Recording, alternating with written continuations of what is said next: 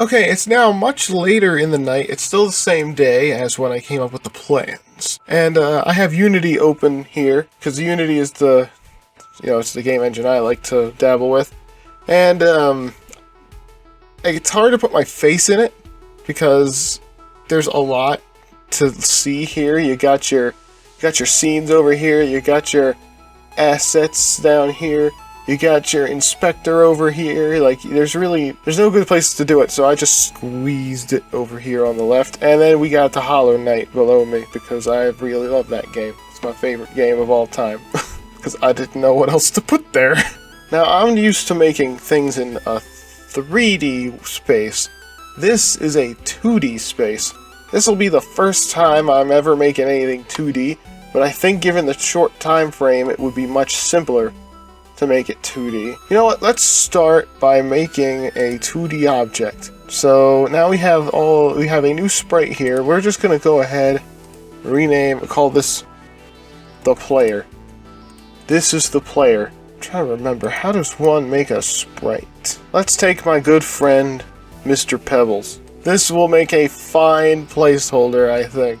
I actually was going to make a video of me making a 2D game 6 months ago, but it never went anywhere, and I never got around to editing it.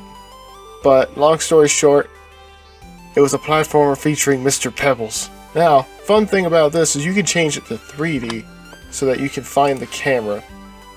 So this is the camera down here. This is what the camera sees. We can kind of move this a little bit so that it's in the middle of the camera.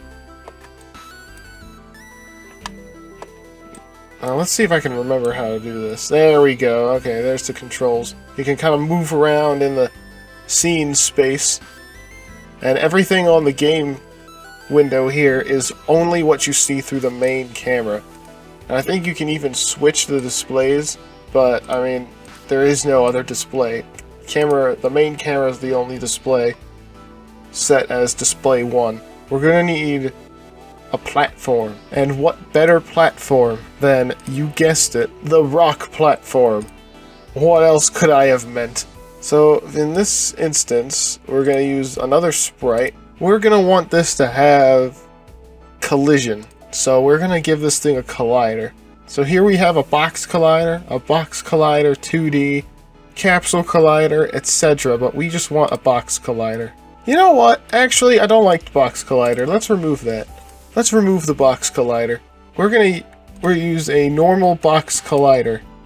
There we go. Look at this. We're gonna move this out a little bit, and now we have essentially a box with a sprite instead of like a 3D object. And you know what? I don't really like how big Mr. Pebbles is. Let's reduce him. But now we have to give this guy a collider. Now, it's unlike the platform, we're going to want to give this a capsule collider. Why, you may ask? Well, if we decide to have slopes on this level, it's much easier to move the character up a slope if its hitbox is capsule shaped. If it's square shaped and it comes up to a slope, it's going to have a harder time. At least that's what I gather. If this thing was to be given some gravity, which I guess we could give it some gravity. We're going to give it a rigid body. Uses gravity constraints. Let's freeze the rotation and position on the Z-axis because it's not going to go that way. And let's play real quick. Okay, so, do you see? It fell, but it's on the platform. So let's go ahead and stop that. Let's just move that up a little bit. Have it fall. There we go. Now it looks like it's on the ground. Now, there's not going to be a jumping mechanic in this game. I don't see any reason to. It's more of a walking simulator than anything else. So, really, you just need your left, your right, and your interaction buttons. I wonder, though, what should I program first? The camera or the player? Because I think the camera is going to be almost always following the player. You know what? Let's start with the camera. Let's go ahead, open scripts, and we're going to create a new C# script. Alright, there's our mono script. Now, when I program with scripts, I like using Microsoft Visual Studio. This is a mono behavior script. This is a special kind of script that you can apply to any game object. And these mono behavior scripts tend to have a start method and an update method. So here's what I'm thinking. I'm thinking we're going to want some variables. So first of all, we're definitely going to need a reference to the player. So we're going to put down public game object player. But we're going to want that lowercase because for some reason it's taboo to make your variables uppercase. And we're just going to leave it at this. So now we have our player. This is going to be our reference, and to prove that, let's go to the main camera, and we can now apply this to the camera.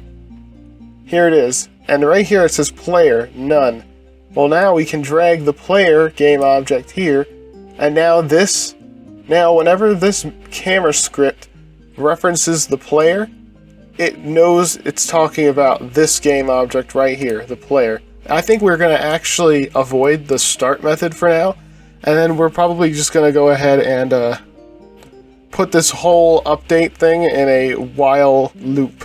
Let's just say while true for the moment, and let's come up with another field. Call it the public, and we want to make these things public so that way we can see them in the inspector, because if you make these fields public, you can interact with them in the inspector. Bool, not bowl, sorry, bool, follow player, automatically equal to false. So while follow player, let's just do the very basic type of thing here. Move towards, and we have a vector 3 current, vector 3 target, and a max distance. We're gonna figure this out together. So transform dot position is the first one. And now we're gonna want the player dot transform dot position. Then we have a float here, so we're gonna do 0.1 f because I don't know what to expect here. And play. Now you'll notice nothing's happening at first, and that's because we had the follow player off. If I click this checkbox, nothing happens. Exactly as planned. I think I broke the game. Yep, I broke the whole thing. It's completely non-interactable. Okay. I think I know what I did wrong. Okay, what I did wrong is, this is happening constantly. We don't want that. So instead what we want is, we want this to be in an if statement. Hold up, I just figured out what I'm doing wrong. What I'm doing wrong is I have a while loop in the first place. I just realized the conundrum that is, if you have a while loop in your update section, you're gonna crash the game. Follow player is not checked. Let's put this over here. Hit the play button. The rock falls. Check. That's weirdly menacing.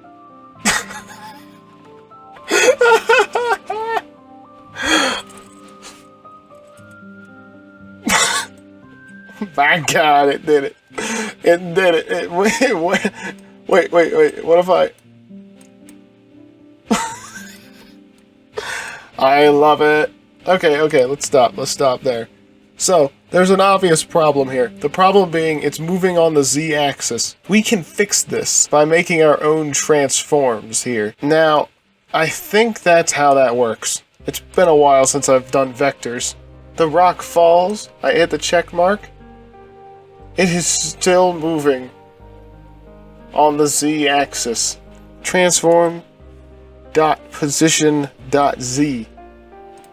The current position is moving to the current z position. There we go, look at that. And just to make sure, if I move this to the left, the camera follows. Alright, I think that's a pretty good start, don't you? And then if we ever need to have it to stop doing that, we just hit this check mark here, follow player, and then now don't follow the player, and we can do whatever we want with the camera.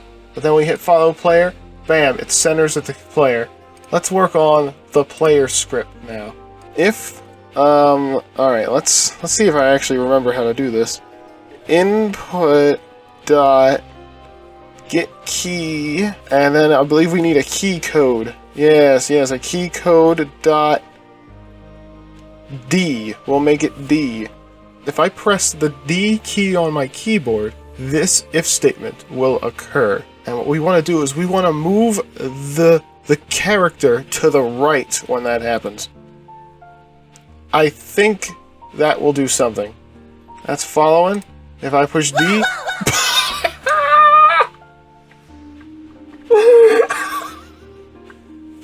Oh no! Okay, so maybe that was a wee bit too fast. Let's take that speed and make it a 0.05.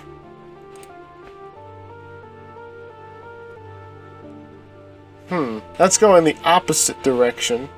And also, I'm going into the ground a little when I do that. Alright, well first off, let's just straight up fix this. We're gonna make this a plus symbol instead. And you know what?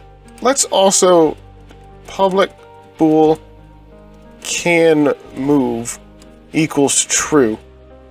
Let's do this. We'll come down here, we'll do an and symbol here and say can move.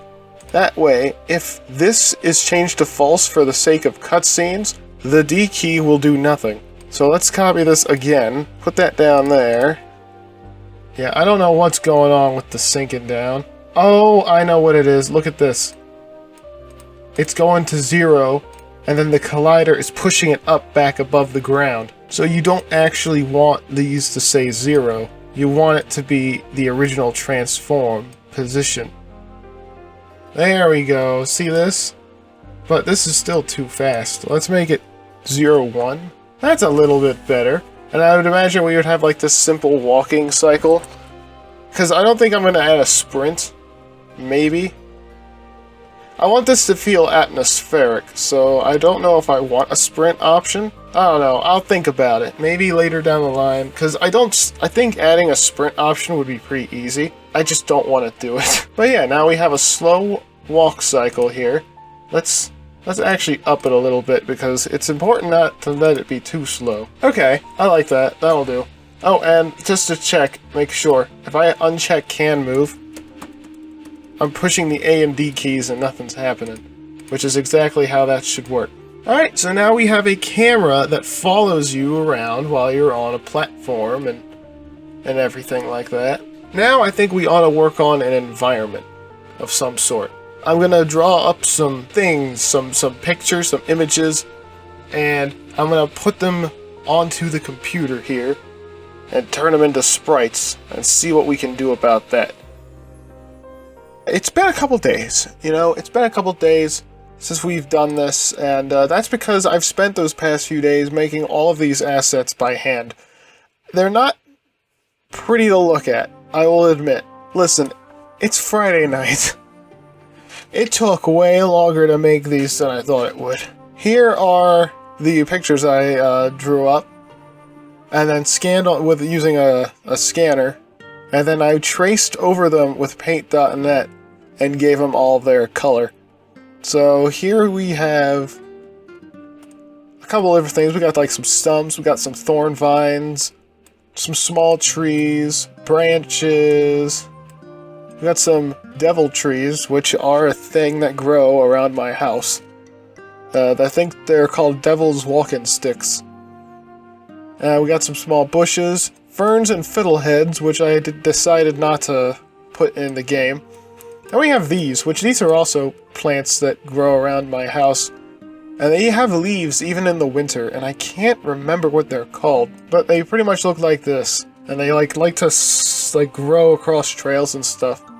I'm half convinced it's an invasive species given how much of them there are. And then we have a grass platform here. We got a grass to river transition here, and a grass to crevice transition over here. Here's the bear, the goat. Here's the player, the granny, and the botanist. By the way, if I showed you this without context, would you think it's a dog? Everyone I've shown this to thinks it's a dog. and I kind of agree. Here's the top of the mountain with the monolith. We got the wheelbarrow up here. We got a zip line because I decided instead of a gondola, a zip line would be easier to implement. And I figured about this clever idea of doing it where all you gotta do is pull this lever and it'll come up, and then all of a sudden you can go this way instead of coming back the other way.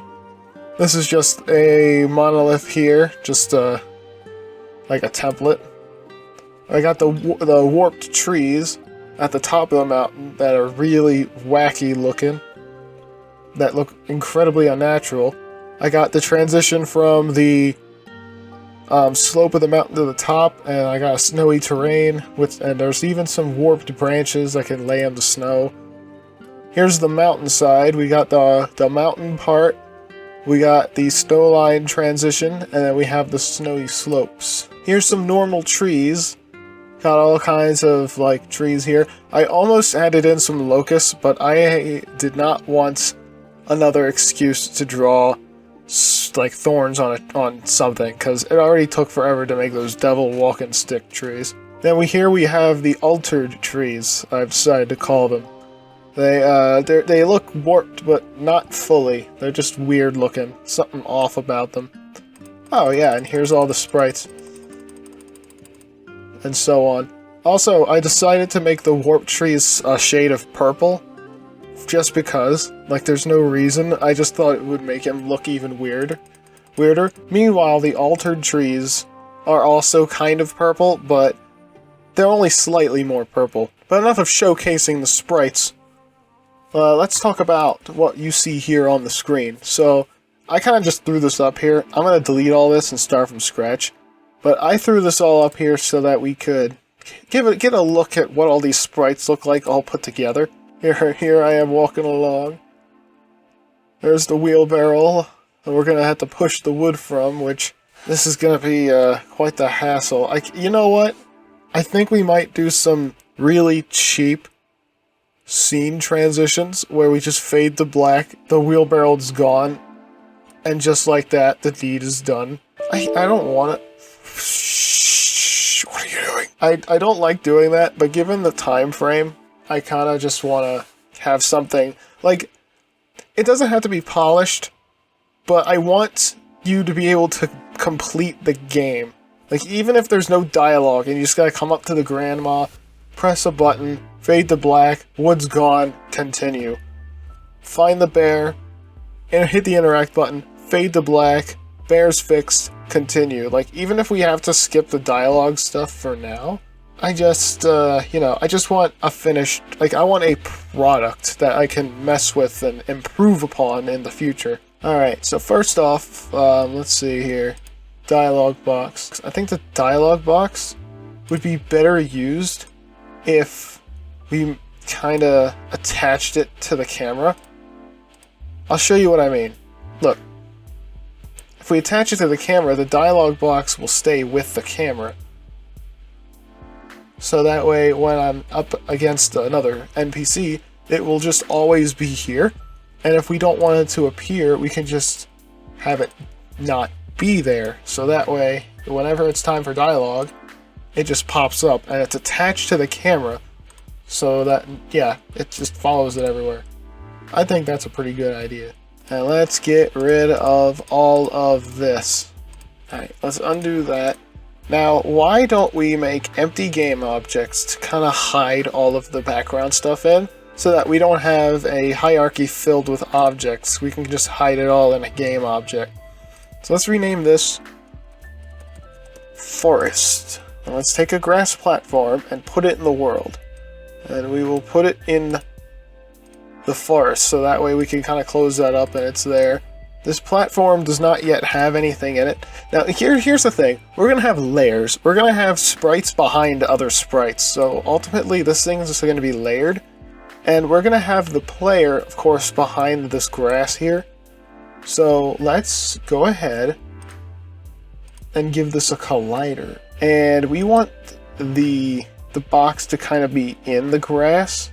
Now, I don't know how big the forest is going to be. This whole session, I just want to focus on level design. I'll do all the programming bits tomorrow. And I'm not the best at texturing. I've dabbled in making textures for my own, like, custom resource, like, pack for Minecraft and all that. Like, I've done that in the past, like, many years ago. But I'm not exactly the best at making repeating textures. Okay, I think this is a mere... I think this is 7. Let's walk forward and see how long it takes, because we don't want this to take too long. The camera also needs to stay caught up with the character a bit more. I'm willing to bet around here is a good spot for the house to show up. So what do you say we kind of just slap that down? Put that in forest.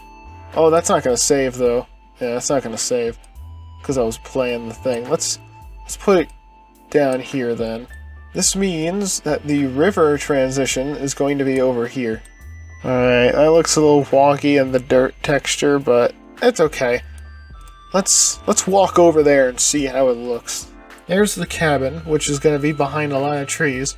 I made it very undetailed, mainly because it's one of the last sprites I made, and I was not feeling up to making a detailed log cabin. But it was also because it's going to be behind a lot of trees, so you're barely going to see any details in the first place. So why not just make it a silhouette, you know? Oh, well, there's no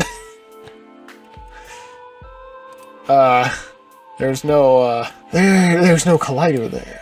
Bam! This is the river. This river needs to be at least, like, a little bigger. Let's duplicate. How'd I do? That's okay. If you squint at it, it looks like the wave is curling up more so than it's offset.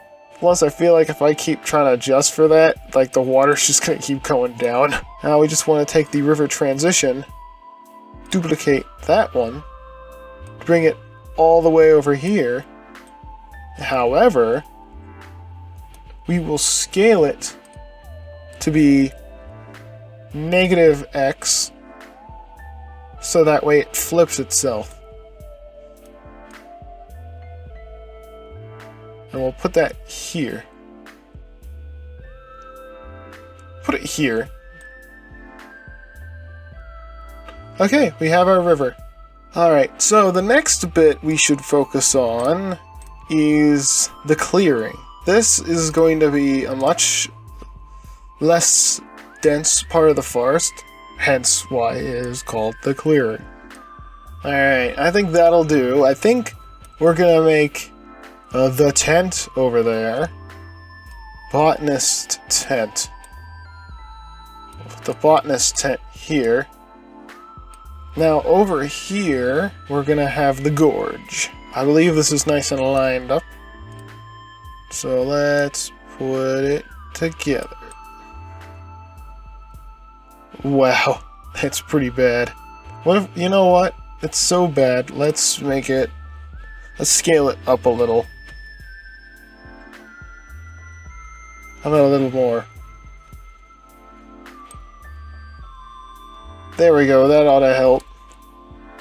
A lot. That actually does help a lot. I'm surprised how much that helps. Alright, I think that'll do. So there's the gorge. One side of the gorge. Let us duplicate and just pull it out. Let's pull it out to here. We're gonna have to do something about this at some point, like maybe put a black hole or something, like, I don't know. Let's add this in too, just for the hell of it. The zipline closed. However, we are going to be renaming that to simply zipline. And we're gonna have it swap between open and closed when the time comes. Oh, by the way, you know what I just noticed? I just realized there's no receiving zipline. I have this fancy contraption, but I have no. I can probably just make a tree over here. Let's just make, like, this broken tree over here, which is very big. It is massive, this tree. So we're gonna bring it down a little. Let's put this also at -2. Kind of bump the camera up. Yeah, that'll do. That'll do. That looks nice. I like that. That's a good sized tree. But hey, we got the forest, we got the river, we got the clearing, we got the gorge, but now we gotta get the mountain. Here's one part of the mountain here. There we go. That looks okay, question mark? It's not very even, as you can see. The shadows, and, like, the shadow does not connect with this at all. That's not good. Like, we don't want that, but there it is, happening. We have this transition, and then we're gonna do 2 of the snow slopes. Okay, there's our mountain. It's very big. This is a big mountain. So now let's add the mountaintop transition. Okay, there we go. We're gonna have to put this up here so that the player doesn't wander off the mountaintop like an idiot. That is the face of the mountain. Now we want mountaintop. The final section of the map is the mountaintop. We have a snowy platform. Let's line this thing up a little bit. Now this is snow. The thing about snow is that it's kind of deep. So I think bringing it down to here is fine. So that the player is like deep in the snow. 5, 4, 1... Oh, that's annoying. That's an annoying one. Right there. See that? That's not cool. You barely notice it, though. So, I'm just gonna have to ignore it, I'm afraid. Alright, that should do it. That should do it. Okay, so that's the mountain peak. There it is. Hey, there it is. But now, we need to create an empty. Rename it. And call it, end barrier. There we go. This is the end barrier. Why? Because, no, that's the wrong collider. Box collider. That's why. Because there's a box collider over here. Alright, so this will make it so that the player cannot pass any further. All that's left now is to populate it with, all these trees and other bits and stuff. The forest is going to take a while, so I'm actually going to do the forest last. Because, I mean, the forest is only as full as I decide it to be. So, let's do the clearing first. Let me get a step back from the clearing. Oh! I just realized. I never did make the plot of herbs for the botanist. Which, by the way, this is supposed to be the season of winter, which is why all the trees have no leaves on them. In retrospect, it's a bit of a plot hole that the botanist is growing herbs outside in the winter, but we're too deep into this, alright? We're just gonna have to call them winter herbs. They only grow in the winter. There you go. There is your explanation. In fact, let's give this thing a broken monolith. Let's do the story beats first. Let's open the clearing. This is going to take a while, by the way. I might actually skip over this. Negative. Alright. There we go. You know what? I think that'll do for tonight. I think mostly it's fine. This top area only has a few monoliths to do, and we're just going to use a couple warped trees. It's not going to be much. And this forest over here is going to have so much shit in it that doesn't matter, that we can just add all that at the very end when we're done. So this will do for the night. I think we really nailed the clearing. I really like the clearing. I'm so happy that most, if not all, of these sprites that I just spent 2 whole days making is going to be used.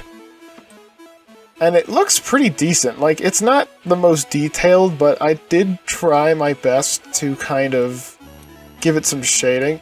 Like, after drawing over all of these, like, objects, all these pictures, and then filling it in, I went through meticulously and shaded it all because I just wanted it to look decent, you know? The only shading I didn't do was on the tent, because it was the last minute, and at that point I was like, you know what? I'm so done with this. I don't want to do it anymore. The mountain, I really like the shading on the mountain. It could be better. Like, honestly, it could be better, but if I took a step back all the way back here, you can definitely tell that this is the side of a mountain. The dirt is okay, I guess. At first, these were just supposed to be lines to indicate, hey, this is dirt. But then I thought, what? You know what? That doesn't make much sense. Let's just make it roots. And then I just added some like rocks, some pebbles in the ground. And then the river transition, I have these small rocks here because, you know, that's the kind of rocks you find in a river. You find these rounded rocks that have been weathered to be, well, round. Instead of like the sharp pointy rocks that you would find everywhere else. So I kind of have this as a transition, but clearly it's not low enough. For some reason I thought that this was enough. No, it isn't. It needs to be much lower. Oh, here's another thing too. Background. Should I be worried about the fact that the background is the basic Unity blue? Oh wait, I can change it. You know what? I kind of like this color. This is a nice color right here. Just because it's not too bright blue, but also it feels like there's like a fog or something. Like it just feels slightly dreary. And I like that, to give it a bit more atmosphere. Oh, I almost forgot. Dialogue box. We gotta do something about that. I have a couple faces, too. Alright, bear! Bear dialogue. There's the bear. You know what, at this point I might as well just throw all the dialogue stuff in here. Because, you know what, why not? Why not at this point? Where's the goat? There's the goat. The goat's flipped for some reason. I don't know why I drew it flipped. Fun fact about the goat. This is I don't know why, but I thought this would be really cool. Like the dialogue box cannot contain the massive horns on this big boy. In fact, what if I made this 0.5? There we go. That works. That works. And it doesn't look stretched or anything. That looks fine to me. You know what? Let's keep it like that. I like that. And now all that's left is the player's dialogue box. The design of the player is, you know, bundled up. It's got like one of those face masks to help protect his face from the cold. And then you just have, like, hair coming down in front of his face. Makes him look really ambiguous. So now, when the dialogue box pops up, we can have either the Wanderer talking, or the goat could be talking. The bear could be talking. You know what, let's kind of move these around to be in order. Because first off, you're going to be having yourself talk. Then you're going to have the granny, then the bear, then the botanist, and the goat. You're going to be meeting them in that order. Here's something I kind of struggled with the idea of, though. Should I flip the dialogue box and whenever the granny is talking? Oh my god, wait a minute. You can tell, oh my god, they say you should flip your drawing to see if it makes sense, because if you flip a face and it looks weird, then that means you drew it wrong. And, I don't know, does that look weird to you? That looks kind of weird to me. How's the bear look? The bear's a bear. How's the botanist look? Oh my gosh. Oh, he's not too bad, but, oh, I guess it's okay. Alright. The dialogue box is there. The stage is set to be programmed. We have enough asset. Oh, wait a minute. No, we don't. Hold on. There's one more asset I need to thrust upon the world. The wheelbarrow. We need a wheelbarrow. I'll do the scaling another day. Which is today. Later. Okay. Bye.